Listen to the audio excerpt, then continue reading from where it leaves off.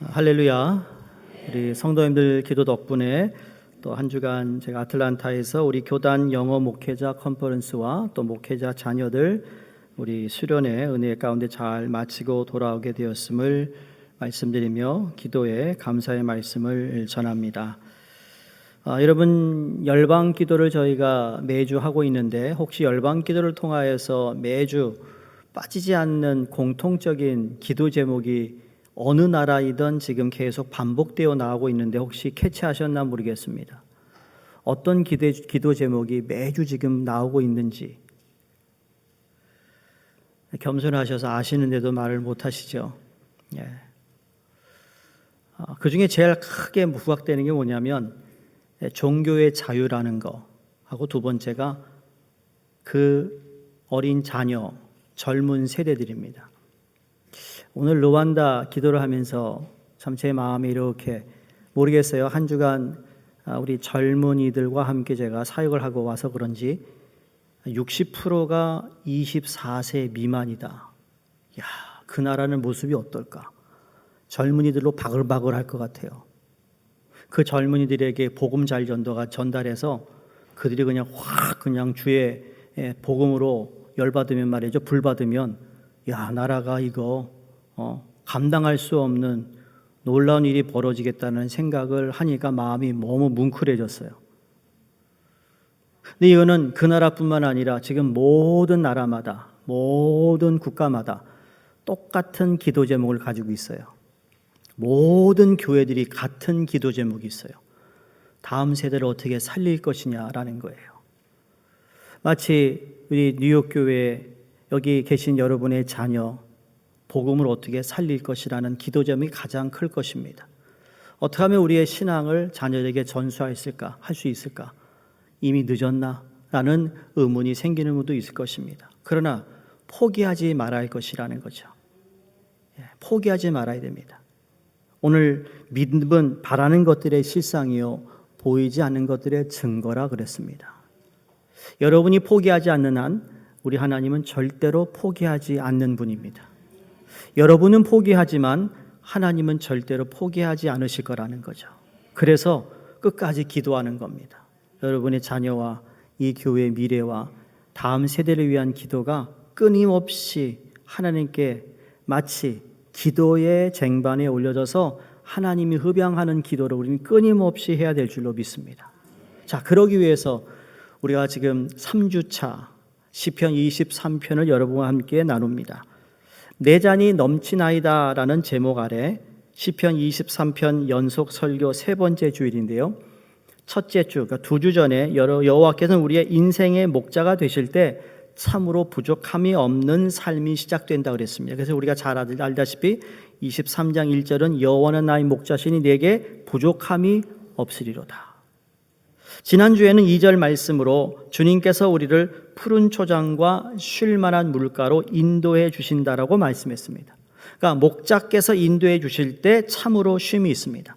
마르지 않은 이 풍성한 삶을 살아갈 수 있는 것이죠. 그래서 시편 1편에 복 있는 사람은 시작해가지고 마지막에 뭐죠? 복 있는 사람은 시냇가에 심겨진 나무와도 같은데 그 잎사귀가 절대로 마르지 아니한다. 여호와가 나의 목자가 되면 그런 삶이 가능한 줄로 믿습니다. 그러니까 푸른 초장과 쉴만한 물가로 인도함을 받으시는 축복이 임하기를 축원드립니다. 오늘 3절 말씀의 이 큰 주제를 이야기한다면 회복의 은총입니다. 오늘 제목이 회복의 은총이에요. 그래서 다윗은 자신이 걸어온 목자의 인생과 경험에 근거하여 내 영혼을 소생시키시고 자기 이름을 위하여 의의 길로 인도하신다 그랬습니다. 여기 내 영혼을 소생시킨다는 이 말씀의 의미는 문자 그대로 우리가 이해할 수 있는 내용이라고 생각합니다. 그러나 이 말씀의 의미는 단순히 영혼을 소생시킨다는 의미를 넘어서 조금 더 넓은 의미에서 이해할 수 있는데 그건 뭔가 하면 어느 주석가는 내 안에 있는 생명을 다시 살리시고 그랬어요. He revives life in me예요. 내 생명을 다시 살리는 거죠. 어떤 성서학자는 You restore my self입니다. 내 자신을 회복시킨다. 2025년을 시작하면 저희 교회의 표어가 리셋인데 처음이 return이고 두 번째가 restore, 회복이라는 거죠. 그래서 다윗이 나를 소생시키신다 할 때의 그 고백은 나를 다시 회복시키신다. 그러니까 우리의 목자 되시는 주님께서는 우리의 생명을 살리십니다. 우리가 존재하도록, 그죠? 인간답게 살도록 우리의 인생이 참 살맛 나는 인생으로 살아가도록 인도하신다는 거예요. 여러분, 지금까지 살아오면서 야, 신앙생활 할만하네, 그런 느낌 가진 적 있으세요? 아니면 신앙생활하면서 죽겠네 하게 더 많으세요? 어떤 쪽입니까? 여러분 아세요? 비밀이? 예수 믿으면요, 진짜 잘 믿으면 살만 나는 인생이 되는 거예요. 예? 무더운 날 말이죠. 예? 그 오이 냉채 먹으면 얼마나 살만 납니까요? 그런 거예요. 그러니까 끊임없는 생수를 마신다.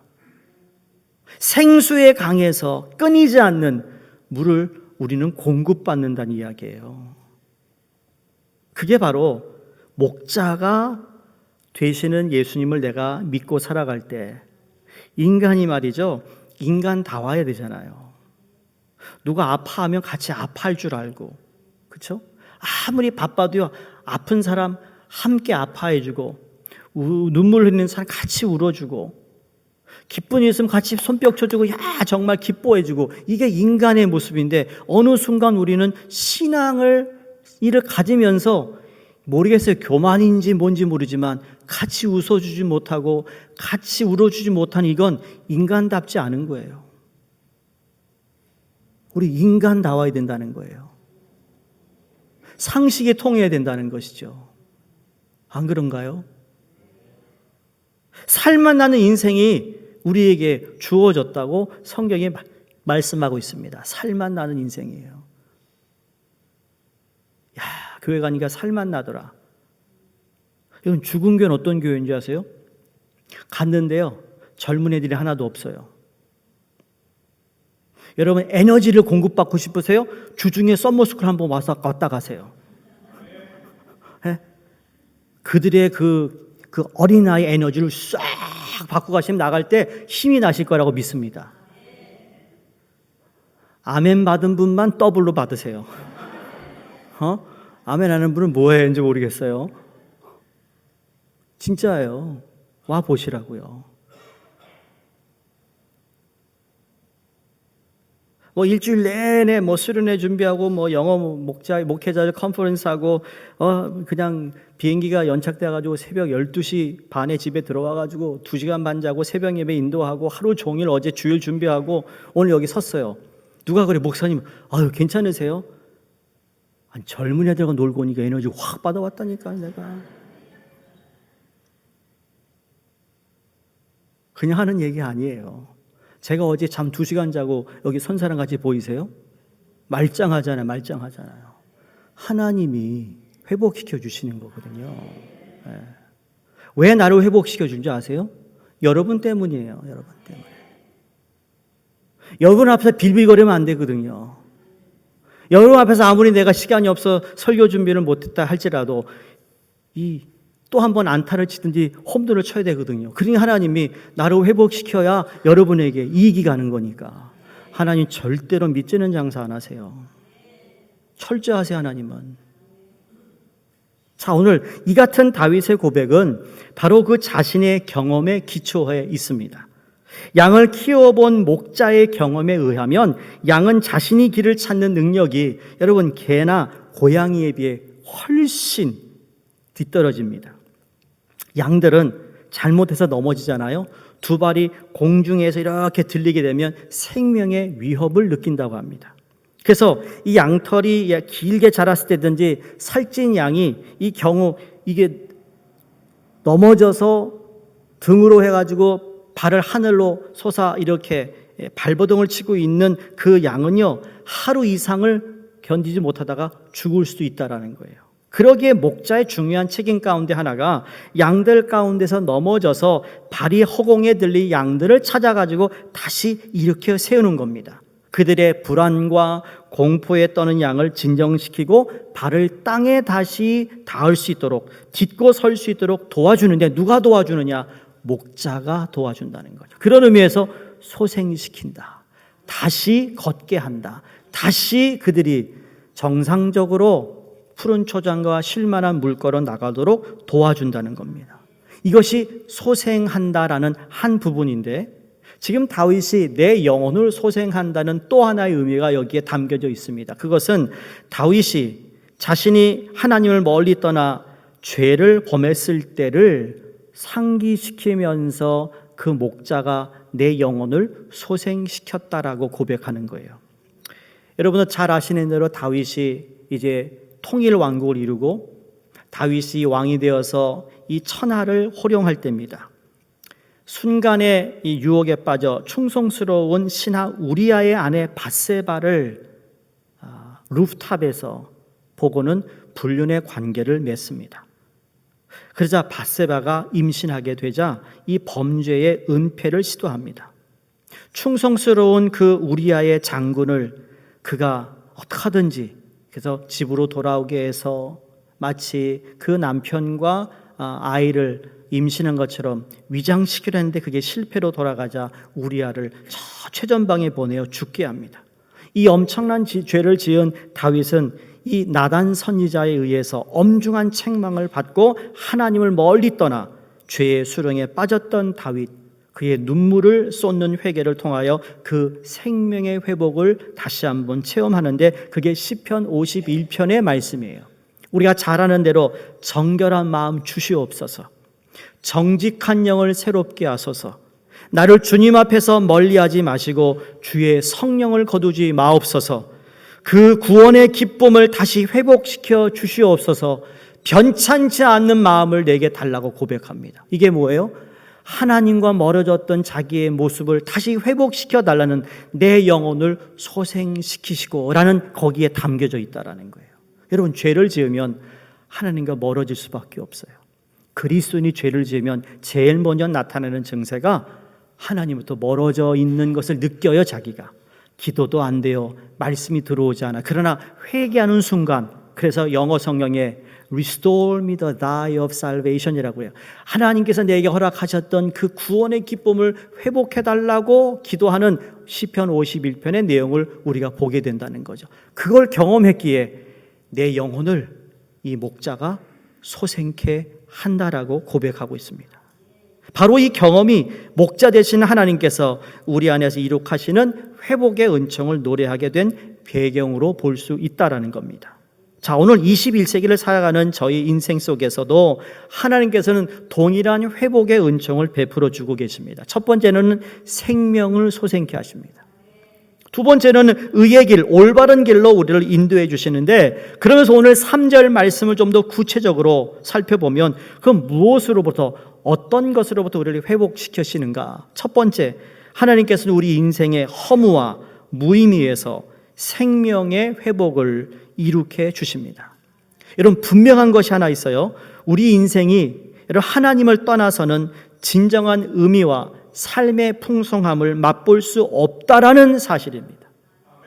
왜 하나님을 떠나서는 인생이 참으로 행복할 수 없는지 아세요? 딱 한 가지예요. 너무 단순한데 시시할 수도 있습니다만 그건 하나님께서 우리를 지으셨기 때문입니다. 하나님께서 우리 인생에 지으신 뿐만 아니라 형상대로 우리는 창조되었기 때문입니다. 그분이 없으면 우리는 그 공허함을 이 세상 것을 아무리 채우려고 해도 채워줄 수가 없는 겁니다. 부모가 아무리 자녀를 사랑해도 여러분, 그 자녀의 그 어떠한 하나님만 채울 수 있는 것을, 채움을 받지 못하면 그 아이가 외로운 거예요. 그래서 예수를 믿게 하는 것이죠. 인간이 하나님 대신에 다른 대체물로 삶의 공허나 무의미를 채워보려고 하지만 이건 헛수고가 되는 것이죠. 다 바람을 잡는 것처럼 헛되고 헛된 일입니다. 여러분, 세계적으로 유명한 톨스토이 아실 겁니다. 이 톨스토이가 고백록을 썼는데 고백록에서 이러한 고백을 한 것 제가 읽어드립니다. 좋다, 나는 지금 정부의 국채를 6,000주나 가졌고 300匹의 말을 갖고 있다. 그게 어쨌다는 것인가? 자녀들은 좋은 학교에 보내서 공부시키는데 그게 어쨌다는 말인가? 모두가 백성들의 번영을 말하고 있는데 그게 나와 무슨 상관이 있는가? 내가 만일 푸시킨이나 셰익스피어 같은 작가들, 아니 그들보다 더 유명해진다고 한들 그것이 어쨌단 말인가? 무엇을 하던 나의 행동은 어느 땐가는 사라져 버릴 것이요 내 생의 조각은 아무도 발견하지 못할 것이다. 그렇다면 이렇게 분주하게 살려고 뛰어다닐 필요는 없지 않는가? 왜 나는 살아야 하는가? 내가 바라는 것은 무엇이며 또 바쁠 필요는 어디에 있는가? 내가 매일 움직일 필요는 어디 있는가? 인생에 무슨 의미가 있는가? 나를 기다리고 있는 불가피한 죽음으로부터 모면할 그 무엇이 있는가? 삶의 깊은 회의 속에서 톨스토이는 자살까지 생각했는데 그것마저 결행할 수 없는 유약한 자신임을 발견했다고 고백합니다. 이러한 허무 속에서 방황하던 톨스토이는 이성으로 진단한 이런 삶의 현실에서 신앙의 세계로 걸음을 옮겨 놓습니다. 마치 한국의 고 이어령 박사처럼 말이죠. 지성에서 영성이라는 책을 쓰셨잖아요. 지성인으로서 한국에서, 일본에서 정말 위대한 그만한 지성인이 없다고 했는데 그분이 결국은 하나님 앞에 무릎을 꿇습니다. 그리고는 영성을 이야기하기 시작합니다. 톨스토이도 그런 거죠. 그래서 그는 신앙이란 인생의 의미에 관한 지식으로서 이것으로 말미암아 사람은 자기 자신을 파멸시키고 시키지 않고 살게 되는 것이라고 정의합니다. 이 신앙 안에서 인생의 문제에 대한 긍정적인 결론을 발견하고는 다음과 같이 고백합니다. 화면을 보시면 내가 하나님의 존재를 믿지 못할 때 나는 사는 것이 아니다. 내가 하나님을 찾으려는 희미한 소망이 없었던들 나는 벌써 오래전에 내 자신을 없애버렸을 것이다. 하나님을 알고 그를 탐구할 때에만 우리는 참으로 사는 것이다. 하나님은 생명이시다. 하나님은 생명이세요. 목자 되시는 하나님께서는 오늘도 허무와 무의미 속에서 생명의 회복을 이룩하세요. 오늘도 우리 안에서 지금 이 시간 여러분의 생명을 다시 소생시키고 계시는 줄로 믿습니다. 두 번째로 하나님께서는 외로움과 고독, 깨어진 인간관계 속에서 건지셔서 생명의 회복으로 이끌어 주십니다. 오늘 현대인의 고독은 외딴 섬에 살았던 로빈슨 크루소와 같이 사람이 없기 때문이 아닙니다. 여러분 오늘날 수많은 사람들 군중 속에 느끼는 고독이 있다고 하지 않습니까? 내가 그 많은 사람들 그 파티에 내가 휩쓸리면 고독하지 않을 것 같은데 아니요. 그 가운데도 고독을 느끼는 거예요. 사랑하는 사람들과 좋은 시간을 보내지만 그 시간이 끝나고 나면 다시 고독이 나에게 다가와요. 여러분이 아무리 패밀리맨이라 할지라도 가정적인 사람이 할지라도 여러분 그건 그때의 가정적인 것이죠. 그거를 대체해 줄 사람이 없어요. 그 부모가 자녀를 위해 평생을 그렇게 수고했어요. 그 부모가 떠나고 나면 여러분 그 자녀의 외로움을 고독을 위로해 줄 사람이 누가 있겠습니까? 또 누군가를 찾아야 될 텐데 그건 오직 목자가 되시는 하나님만 우리에게 주실 수 있는 평강임을 믿어야 된다는 것이죠. 이뿐이 아닙니다. 인간관계가 그만큼 깊이를 잃어간다는 이야기입니다. 그나마 있는 많은 관계가 시기와 질투와 미움으로 얼룩져 있음을 발견하지 않습니까? 특별히 우리 한국인들의 가슴 아픈 문제는 남이 잘 되는 것을 보기 힘들어한다는 겁니다. 그래서 한국 사람들은 배고픈 건 참겠는데 배 아픈 건 못 참겠다라는 거예요. 그렇죠?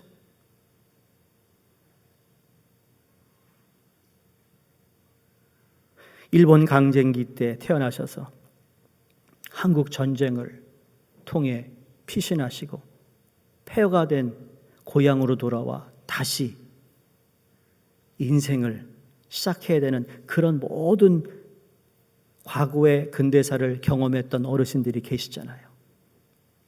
배고픔은 참았잖아요. 배고픔 참아서 성공했어요. 배 아픈 건 안 된다라는 거예요.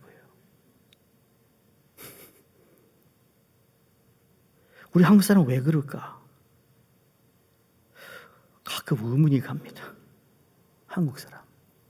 가장 가깝게 서로가 가슴을 열고 도우며 붙들어주면서 살아가라고 하나님께서 세우신 가정마저도 오늘 많은 흔들림과 깨어짐을 경험합니다. 서로 이해하고 받아들이기보다는 서로를 탓하고 책임을 떠넘기는 게 바쁩니다. 관계의 깨어짐과 단절은 고독과 외로움을 대량 생산하고 있지 않나요?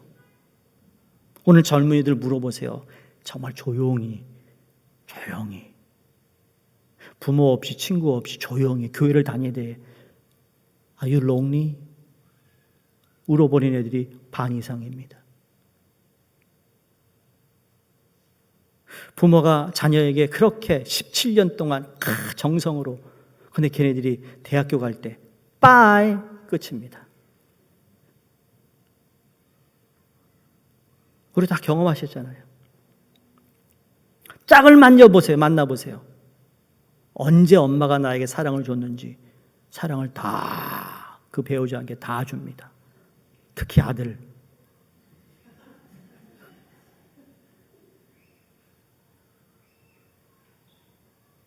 제가 왜 말씀을 드리냐면 잘 생각하시라는 거예요. 나중에 내가 외로움을 경험하거든요. 엠티 네스트가 그런 거예요. 사랑하는 성도님들, 공동체의 상실은 교회마저도 외롭고 쓸쓸한 사막으로 변화시켜가고 있는 이 시대를 살고 있습니다.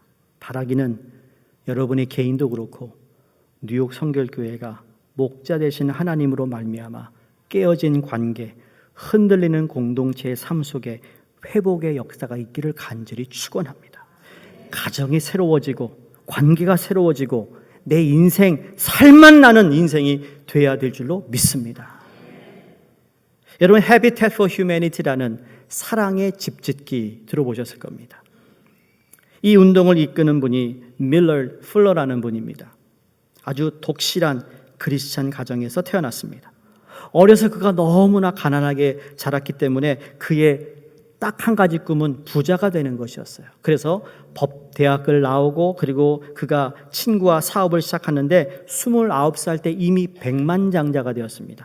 35년도에 여러분 백만장자면 대단한 겁니다. 오늘의 빌리언웨어 저리 가라는 거예요.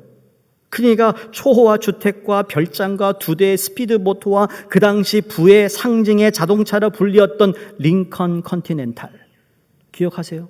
80년대 이민 온 분들은 링컨 컨티넨탈 타는 게 소원이고 캐딜락 타는 게 소원이었어요. 미국에 이민자들. 요새는 조도 안 트잖아요. 그렇죠? 근데 링컨 컨티넨탈까지 부의 상징이었어요.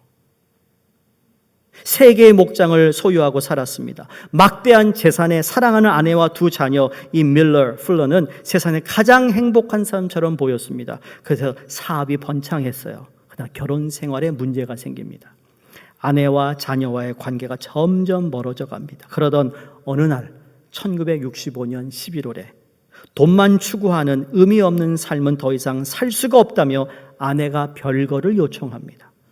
아내의 요청이 이 밀러에게 엄청난 충격입니다. 그리고는 일주일 뒤에 뉴욕에서 다시 만나자 하고는 별거합니다. 일주일이 지났어요. 뉴욕에서 만나 그 아내 린다가 이렇게 밀러에게 얘기합니다.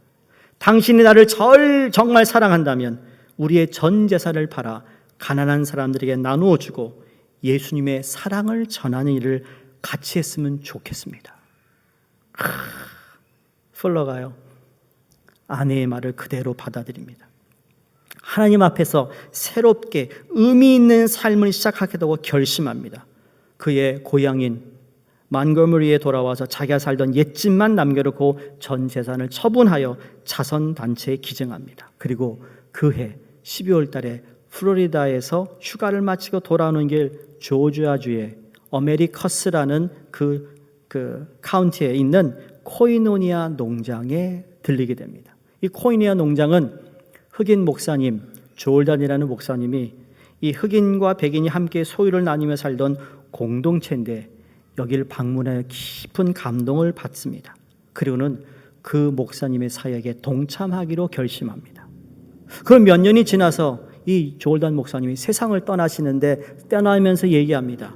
밀러에게 이 부분을 좀 잘 지켜주면 좋겠다. 그게 뭔가 가난한 사람에게 집을 지어주는 일을 해주면 좋겠다 해서 시작된 것이 Habitat for Humanity입니다. 이 Habitat Humanity를 여러분 우리 미국의 전 대통령 근래에 소천하신 지미 카터 목사님이 끝까지 망치 들고 가난한 자들의 집을 지어주는 일을 했던 분이에요. 여러분 깨어져 가던 부부의 관계를 하나님으로 다시 소생켜 주셨다라는 거예요. 소생시키는 것에 그치지 않았어요. 하나님이 그들을 살리심을 동시에 어떻게 해요? 남을 살리는 일까지 이어졌다라는 거죠. 성도님들, 우리가 소생된다, 내가 회복된다는 이야기는 회복의 목적이 있어요. 나를 살리는데 목적이 있다니까요. 왜 여러분을 구원시켰고, 왜 여러분이 하나님의 자녀가 되었고, 왜 나에게 이런 은혜를 주시는가? 그걸 나누라는 거거든요. 그게 전도요, 선교요, 구제인 겁니다. 우리는 예수 그리스도 이름으로 구제합니다. 우린 예수 그리스도 이름으로 전도하고 선교하는 겁니다. 내가 소생되었다, 내가 오늘 살맛이 난다는 이야기는 그 살맛 나는 인생을 누구에게 전하라는 거예요. 이게 소생의 의미입니다. 마지막 세 번째로 하나님께서 우리의 연약하고 병든 육신에도 회복의 역사를 이루어가고 계세요. 성도님들, 험한 인생길을 헤쳐가는 우리에게 질병이나 아픔이 없다면 얼마나 좋겠습니까? 그러나 우리의 현실은 그렇지 않습니다. 예수 잘 믿는 사람이나 그렇지 않은 사람이나 우리에게는 육신의 질병이 있습니다. 크든 작든 있습니다. 좌우를 보세요. 안 아픈 사람이 없어요. 보시라니까 옆에 누가 앉았나? 젊은 분도 아픈 데가 있어요. 약 먹는 약이 있다고요. 목자 되시는 하나님께서는 병든 우리의 육신 속에서도 회복의 역사를 이루어가고 계세요. 지금도 하나님은 그 역사를 이루어가고 있다고 믿습니다. 여러분 다양한 채널로 우리를 회복시키시잖아요. 현대의학과 의사의 손길은 여러분 하나님께서 우리의 생명을 회복시키는 중요한 채널입니다. 어떤 사람들은 기도를 통해 하나님께서 직접 고쳐주시는 것도 있지만 여러분 거기에만 국한된 것이 아닙니다. 그렇게만 하나님 우리를 치유하신다면 그분은 하나님에 대한 생각이 너무 좁은 겁니다. 왠지 아세요? 현대의학을 발전시킨 인간의 머리를 누가 주셨는가? 하나님이 주셨어요. 인간을 치료하는 약물의 성분은 누가 우리에게 주셨는가? 그것도 하나님께서 주신 지혜와 지식으로 그 약들이 개발되고 있는 것이라는 거죠. 현대의학의 발전이란 하나님께서 우리에게 주신 생명 회복의 비법을 발견하고 발전시켜 간 것에 불과합니다. 또 하나님께서 우리 안에서 직접 역사하셔서 우리의 생명을 소생시킬 수 있는 것이죠. 어떤 때는 건강한 삶의 습관을 갖게 하심으로 고쳐줄 수도 있고 어떤 때는 병은 그대로 있지만 이길 수 있는 내적인 힘과 위로를 주셔서 고통 속에서도 꿋꿋이 회복되는 생명을 보면서 그 누군가가 힘을 얻게 된다는 사실입니다. 그 역시도 누군가를 살리는 도구로 사용되고 있습니다. 오늘도 생명을 살리시는 회복의 운동을 펼쳐가시는 하나님이 저와 여러분의 목자가 되십니다. 마지막이네요. 하나님께서 믿음의 길을 걷다가 지치고 미끄러진 인생에게도 다시 소생시키는 역사를 이룩하십니다. 참 그리스도를 따라가는 길이 말이요 고속도로가 확 트여 있으면 얼마나 좋겠을까라는 생각합니다. 신앙의 양심에 따라 살아가는 길이 아무런 어려움도 없이 장애도 없으면 얼마나 좋겠어. 그러나 솔직히 우리 현실은 그렇지 않습니다. 그렇게 결단하면 더 어려움이 있고 장애물이 우리 앞에 놓여집니다. 믿음으로 살기 힘듭니다. 정확히 표현하면 비난과 어려움에 부딪힐 수도 있습니다. 그러게 주님을 따르다가 낙심이 되기도 하고 지치기도 하고 주저앉고 싶은 생각이 들기도 합니다. 근데 여러분 우리 입 밖으로 그 말을 하면 안 됩니다. 나 그만한다. 이거 도움도 없는 내가 해서 무슨 소용이 있느냐. 여러분 지금 하나님께서 여러분 삶 안에 지금 일하고 계세요. 그걸 여러분이 함부로 잘라내면 안 된다는 얘기입니다. 목자 되시는 우리 주님께서 이 같은 우리에게 새로운 생명을 불어넣어 주셨는데 우리의 믿음, 우리의 영혼, 우리의 인생을 소생시켜 주는데 주님이 다시 일어서라고 격려해 주십니다. 이 생명의 길, 이 영원한 승리의 길을 포기하지 말라고 우리를 다시 세워주시고 있습니다. 여러분 오늘 말씀의 마무리를 보시면 뭐라고 그러죠? 내 영혼을 소생시켜 난 다음에 자기 이름을 위하여 의의 길로 인도하신다고 그랬습니다. 여러분 하나님의 이름을 한번 아세요? 하나님 외에 하나님 이름을 아세요? 하나님은 여호와 하나님. 여호와 하나님은 무슨 뜻일까요? 여호와라는 건 다른 말이 아닙니다. 여호와는 스스로 계신 분이란 뜻이에요. 여호와 라파, 하나님은 나를 치유하시는 하나님. 여호와 니시, 하나님은 승리의 하나님. 여러분 아도나이, 내 삶의 주인이 되시는 이 하나님의 이름을 대고 지금 다윗이 고백합니다. 나를 소생시키신다. 그 사람의 이름을 대고 큰 사업할 때 누군가 이름을 대고 그 사람의 신용을 가지고 여러분 우리가 돈도 빌립니다. 근데 하나님이 약속하고 있어요. 내 이름을 가지고 네가 의의 길로 갈 수 있도록 너를 소생시킨다는 하나님의 마음을 다윗이 고스란히 우리에게 고백하고 있습니다. 우리의 소생은 그냥 되는 게 아니고요. 예수 그리스도의 이름, 하나님의 이름 때문에 소생되었습니다. 그리고 소생된 그 삶이 이제는 옳은 길, 의의 길을 가기 위해 나를 소생시켰다라는 사실을, 회복시켰다라는 사실을 기억할 수 있기를 주 이름으로 축원합니다. 마르샤 에브리라는 소녀가 있습니다. 입주위에 신경 조직이 잘못되어 수술을 받았는데요. 수술 도중 신경을 잘못 건드려서 어린 소녀의 입이 그만 삐뚤어지고 말았습니다. 10대니까 여러분 얼마나 이 청소년 때에 입이 삐뚤어졌다? 이건 정말 끔찍한 겁니다. 그래서 학교 가는 것도 싫었어요. 친구 만나는 것도 싫었어요. 집에서도 거의 말을 하지 않았다고 합니다. 점점 더 우울증에 걸리는 소녀가 되어갔는데 13번째 생일을 맞던 날 그 소녀 앞으로 선물 하나가 배달되었어요. 아주 아름다운 치자꽃이었다고 합니다. 누가 보내는지 이름이 없었어요. 단지 이렇게 메모로 적혀 있는 게 Marshall, I love you. 나는 너를 사랑한다. 치자꽃을 보고 있던 마르샤가 몇 달 만에 입을 엽니다. 엄마, 누가 이 꽃을 보냈을까요? 글쎄 누굴까? 혹시 너를 좋아하는 남자 아닐까? 그랬더니 누가 나 같은 걸 좋아해? 아니야, 너를 좋아하는 사람이 있을 거야. 그럴까? 근데 정말 아무것도 아닌 것 같은 치자꽃 하나 때문에 마르샬의 입을 열기 시작합니다. 그 다음에 생일에도 치자꽃이 배달되었습니다. 점점 더 밝아졌고 좋은 남자를 만나 결혼까지 했습니다. 치자꽃은 마르샤가 결혼할 때까지 계속 배달되었고 그런데 결혼한 후에는 더 이상 꽃이 배달되지 않았습니다. 왜냐하면 마르샤의 어머니가 세상을 떠났기 때문입니다. 그제서야 마르샬이 알게 되었어요. 그 꽃을 누가 보냈는지. 그런데 꽃이 마르샤의 인생을 바꾼 것이 아니었습니다. 엄마의 사랑이 마르샤의 인생을 바꾼 것이었습니다. 사랑하는 성도님들, 하나님께서 우리에게 주신 놀라운 은혜가 있습니다. 물질도 있습니다. 건강도 있습니다. 이건 물질 때문이 아닙니다. 물질을 허락하신 하나님 때문에 감사한 겁니다. 내가 건강한 거 감사하죠. 건강케 하신 하나님 때문에 감사해야 되는 겁니다.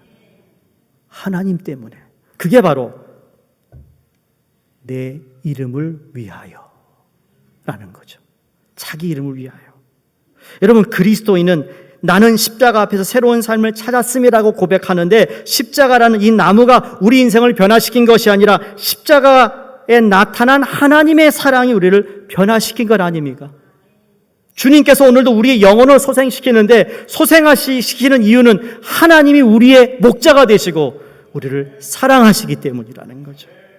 자기 이름을 위하여 의의 길로 인도하십니다. 주님은 참으로 우리 인생의 목자인데 이 목자 되시는 하나님을 여러분이 다시 한번 초청하시고 모시고 이번 주만큼은 시편 23편 복용하시고 그래서 내 인생이 어떻게 달라지는가? 먹어본 사람만 알거든요. 그러니까 다시 도전하셔서 목자가 되신 주님이 내 영혼을 소생시키는 경험뿐만 아니라 그로 인하여 내가 의의 길을 가야 하는데 나를 붙잡아 주시는 놀라운 은혜가 우리 가운데 넘치기를 주의 이름으로 축원드립니다.